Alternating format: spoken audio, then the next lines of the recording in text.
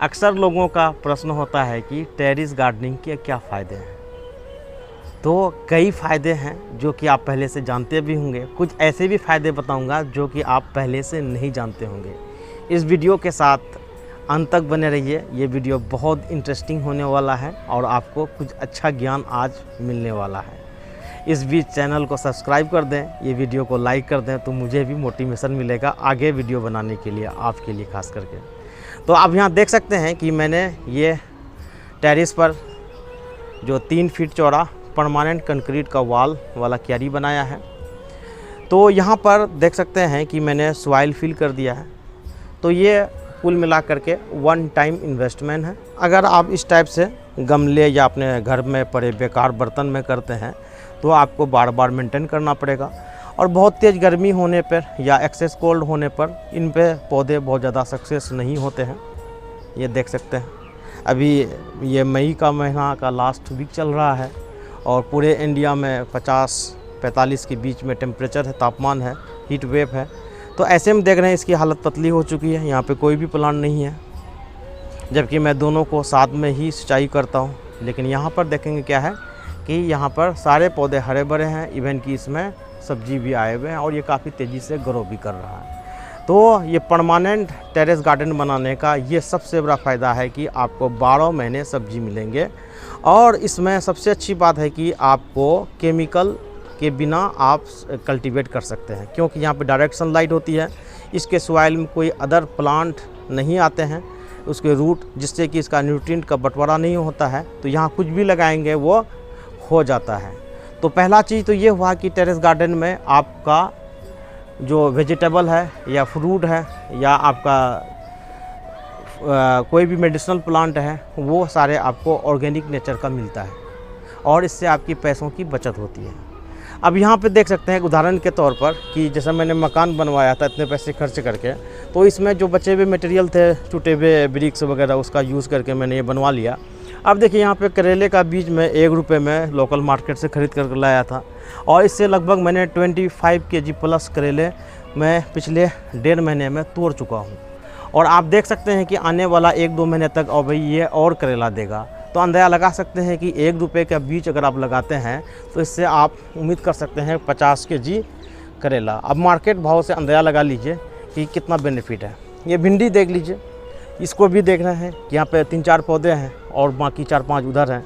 इनसे भी जो खाने लायक डेली का भिंडी ये हो जाता है। ये घेरा तो रही है, इनसे भी ये सीड बहुत महंगा नहीं है। तो कहने का मतलब है कि प्लांट का सीड काफ़ी सस्ता होता है। अब रही बात की फर्टिलाइज़र, मैं डालता नहीं हूँ। मैं अपने घर में जो भी वेस्ट होता है किचन का, उसको ला करके इस टाइप से मैं पहले जमा करता हूँ। उसके बाद जो इसका डिकम्पोज वाला नीचे कंटेनर है उसमें मैं वहाँ पे डाल देता हूँ। इसी का खाद बनता है और इसी को मैं यहाँ पे डालता हूँ। और स्प्रे करने के लिए भी मैं यहाँ पे नीम का तेल हो गया, लहसुन का पेस्ट का जो रस होता है वो, मिर्ची का पाउडर का जो पेस्ट होता है उसको पानी में मिला करके यही मैं स्प्रे करता हूँ। तो कुल मिला करके मैं गार्डनिंग पे बहुत ज़्यादा खर्च नहीं करता हूँ और पूरे ऑर्गेनिक टाइप से करता हूँ। उपज थोड़ी कम ही हो लेकिन प्योर सामान मिले तो ज़्यादा अच्छा है। तो कहने का मतलब ये हुआ कि आपको बहुत कम पैसे में सब्ज़ी मिलते हैं। अगर आपको इसमें इंटरेस्ट हो गया तो इसका एडवांटेज क्या है कि आप डेली फिजिकल करने के लिए साइकिलिंग करते होंगे या फिर आप स्विमिंग करते होंगे। ज़्यादातर लोग जिम जाते हैं, तो जिम जाने आने का भी खर्च होता है और ऊपर से वहाँ पे फ़ी लगता है। अगर आप गार्डनिंग का शौक़ पाल लेंगे तो क्या होगा कि डेली आधा 1 घंटा आप छत पर आएंगे। आने के बाद यहाँ पर आप कुछ न कुछ वर्कआउट करेंगे, जैसे पानी डालेंगे या खरपतवार जग गया तो उसको आप हटाएँगे। इससे क्या फ़ायदा होगा कि आपका फिज़िकल एक्सरसाइज हो जाएगा, इससे आप स्वस्थ रहेंगे, आपका बीपी का प्रॉब्लम, डायबिटीज़ का प्रॉब्लम नहीं होगा और टेंशन फ्री रहेंगे। अब यहाँ पे किसी से मिलना नहीं है, अकेले यहाँ पर आपको प्लांट को देखना है और इन्जॉय करना है। तो कहने का मतलब ये हुआ कि आप स्वस्थ हो सकते हैं, जिम का खर्चे बचा सकते हैं। तीसरा जो मेरा सबसे बड़ा फ़ायदा है वो ये है कि ये काफ़ी बड़ा मकान है और इसमें जो है कि अब गर्मी का पूरा इंडिया में ही काफ़ी ज़्यादा प्रभाव हो रहा है। हर जगह आप सुने होंगे कि 45-50 के बीच में टेम्परेचर हो, तापमान रह रहा है। तो ये अगर पौधा लगा देंगे तो आपके घर का 4-5 डिग्री टेम्परेचर कम रहेगा। इससे क्या फ़ायदा है कि आपका एसी का बिल कम आएगा, आपको गर्मी कम लगेगी। ये तीसरा सबसे बड़ा फ़ायदा है। उसके अलावा भी आप फ़ायदा क्या है कि आपका छत पहले से सुंदर बन चुका है।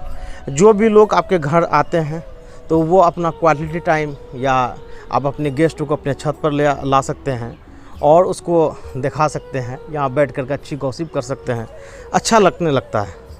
तो एक नेचुरल फीलिंग होने लगता है। तो अगर प्लांट अगर आप देखेंगे तो आपको अच्छा मज़ा आता है। आप इसमें अगर फूल लगाते हैं, मेडिसिनल प्लांट लगाते हैं, उसके भी अनेक अनेक फ़ायदे हैं। तो आपके जो आसपास भी देखेंगे, आपके आस पड़ोस में भी लोग लगाते हैं, तो इससे क्या है कि आपका संबंध भी स्थापित होगा। सोसाइटी में लोग आप भी कुछ कभी उसको सब्जी देते हैं तो उसके बदले आपको भी वो कभी देंगे, तो इससे एक रिलेशन भी डेवलप होता है। और सबसे बड़ी बात है कि आप डिपेंडेंट नहीं होते हैं। मान लो कि अचानक आपके घर में मिर्ची घट जाए, हरी मिर्ची, तो आप मांगने के लिए पड़ोसी के यहाँ जाते हैं, या पड़ोसी से अच्छा रिलेशन नहीं है तो आप क्या करेंगे, आपको मार्केट जाना होगा। लेकिन आपका एक एडवांटेज है कि कोई भी गेस्ट आ गया है ना, लॉकडाउन हो गया या कोई मामला हो गया शहर में, है ना, तो ऐसे में क्या है कि आपको कहीं जाने की ज़रूरत नहीं। छत पे आए, यहाँ पे देख सकते हैं इस टाइप से मिर्ची तोड़ के अपना किचन में इस्तेमाल कीजिए। तो ये सबसे बड़ा एडवांटेज होता है कि आपके पास हमेशा अवेलेबिलिटी होती है, आप किसी पे डिपेंडेंट नहीं होते हैं। तो ये तो बेनिफिट भी है और दूसरी बात ये उपयोग भी है कि इसको आप अपने इंफ्रास्ट्रक्चर को अच्छे से यूटिलाइज़ कर सकते हैं। गार्डनिंग में सबसे बड़ी बात है कि ये ख़राब बर्तन नीचे फेंका हुआ था, ये भी वहाँ स्पेस ऑक्यूपाई कर रहा था, इसको मैं छत पे डाल दिया हूँ। देखिए यहाँ पे यूटिलाइज़ हो रहा है। तो मेरे हिसाब से टेरेस गार्डनिंग के फ़ायदे ही फ़ायदे हैं, नुकसान ज़्यादा कुछ है नहीं। जो आपका बिल्डिंग के बनने के बाद वेस्ट मटेरियल बचता है, उसी से आप इस टाइप से इसको आप बना सकते हैं। बना करके उसके बाद छोड़ दीजिए मिट्टी डाल करके, जो मन होगा वो लगाते रहिए, रिसर्च करते रहिए। और ऐसे भी हम लोग बाई बर्थ अगर किसान नहीं भी हैं तो हमारे पूर्वज कभी न कभी खेती किया ही होगा। अभी भी इंडिया की 70% आबादी एग्रीकल्चर से जुड़ी हुई है, तो ऐसे में हमारे डीएनए में ही एग्रीकल्चर का नॉलेज होता है। तो करेंगे तो मेरे हिसाब से कर लेंगे, ज़्यादा आपको परेशान होने की ज़रूरत नहीं है। बस कभी कभार यूट्यूब पे सब पे वीडियो वगैरह देख लीजिए तो आपको कुछ ज़रूरी जानकारी मिल जाएगा, जिससे आराम से आप कर सकते हैं। अपने घर में बच्चे को भी इंगेज कर सकते हैं। वो बाहर में फालतू घूमने से या जिम में जा कर के फालतू पैसे बनाने से कोई फ़ायदा नहीं है। यहीं पे फिजिकल करें, स्वस्थ रहेगा, ये अच्छा चीज़ है। तो बहुत सारे फ़ायदे हैं। तो आपने सारा देखा और उम्मीद करता हूँ कि ये वीडियो आपका कुछ न कुछ नॉलेज तो बढ़ाया होगा, एक्सपीरियंस भी बढ़ाया होगा। अगर आप शुरू करना चाहते हैं शुरू कीजिए। अगर कोई भी इससे रिलेटेड कोई भी क्वेश्चन हो तो कमेंट में लिखिए, मैं बड़े फ्री रहता हूँ, मैं आपको जवाब दूंगा, बताऊंगा। जो भी सजेशन होगा वो मैं आपको दूंगा जी। यहाँ तक वीडियो देखने के लिए आपका बहुत बहुत शुक्रिया जी, धन्यवाद।